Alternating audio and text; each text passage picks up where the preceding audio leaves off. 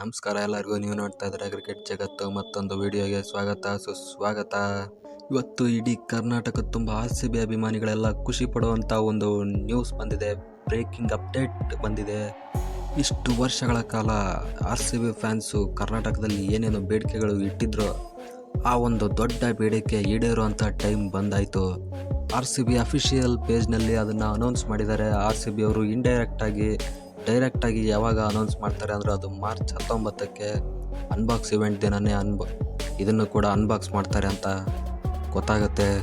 16 ಸೀಸನ್ಗಳಿಂದ ಎಲ್ಲರದು ಒಂದೇ ಬೇಡಿಕೆ, ಬ್ಯಾಂಗ್ಳೂರಲ್ಲ ಬೆಂಗಳೂರು ಅಂತ ಇರಬೇಕು ಕನ್ನಡದಲ್ಲಿ ಅಂತ.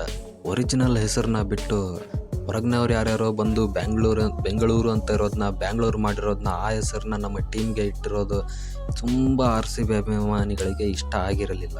ಅದನ್ನು ಸುಮಾರು ವರ್ಷಗಳಿಂದ ಹೇಳ್ತಾನೆ ಬರ್ತಿದ್ದಾರೆ. ಯಾವತ್ತು RCB ಮ್ಯಾನೇಜ್ಮೆಂಟ್ ಆಗಲಿ, ಫ್ರಾಂಚೈಸಿ ಆಗಲಿ ಅದ್ರ ಬಗ್ಗೆ ತಲೆ ಕೆಡಿಸ್ಕೊಂಡಿರಲಿಲ್ಲ. ಬಟ್ ಈ ಸಲ ಅದ್ರ ಬಗ್ಗೆ ತಲೆ ಕೆಡಿಸ್ಕೊಂಡು ಅದ್ರ ಬಗ್ಗೆ ವಿಚಾರ ಮಾಡಿ ಒಂದು ದೃಢ ನಿರ್ಧಾರನ ಕೈಗೊಂಡಿದ್ದಾರೆ. ರಾಯಲ್ ಚಾಲೆಂಜರ್ಸ್ ಬ್ಯಾಂಗ್ಳೂರ್ ಅಂತ 3 ಕೋಣಗಳನ್ನು ನಿಲ್ಲಿಸಿರ್ತಾರೆ. ರಾಯಲ್ ಅಂತ ಒಂದು, ಚಾಲೆಂಜರ್ಸ್ ಅಂತ ಒಂದು, ಬೆಂಗಳೂರು ಅಂತ ಒಂದು.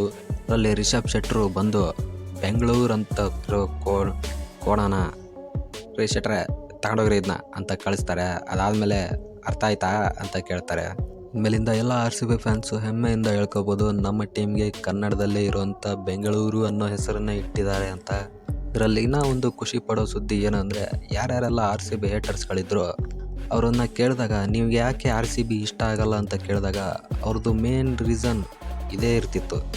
ಅದರಲ್ಲಿ ಟೀಮಲ್ಲಿ ಕನ್ನಡಿಗರೇ ಇಲ್ಲ, ನೆಟ್ಟಿಗೆ ಹೆಸರೇ ಇಟ್ಟಿಲ್ಲ, ಬೆಂಗಳೂರು ಅಂತ ಕನ್ನಡ ಹೆಸರಿಟ್ಟಿಲ್ಲ, ಬ್ಯಾಂಗ್ಳೂರು ಅಂತ ಇಂಗ್ಲೀಷಲ್ಲಿ ಇಟ್ಟಿದ್ದಾರೆ, ಅಂಥ ಟೀಮ್ಗೆ ನಾವ್ಯಾಕೆ ಸಪೋರ್ಟ್ ಮಾಡಬೇಕು, ಅದು ನಮಗೆ ಇಷ್ಟ ಇಲ್ಲ, ಇದೇ ಥರ ರೀಸನ್ಗಳು ಕೊಡ್ತಾಯಿದ್ರು. ಇವಾಗ ಅವರಿಗೆ ಈ ಥರ ರೀಸನ್ ಕೊಡೋ ಅವಕಾಶನೇ ಇಲ್ದಂಗೆ ಮಾಡಿಬಿಟ್ರು ನಮ್ಮ ಫ್ರಾಂಚೈಸಿ ಅವರು. ಎಲ್ಲರಿಗೂ ಈ ನ್ಯೂಸಿಂದ ಖುಷಿಯಾಗಿರುತ್ತೆ ಅಂತ ಅಂದ್ಕೊಂಡಿದ್ದೀನಿ. ಸಿಗೋಣ ಮುಂದಿನ ವಿಡಿಯೋದಲ್ಲಿ.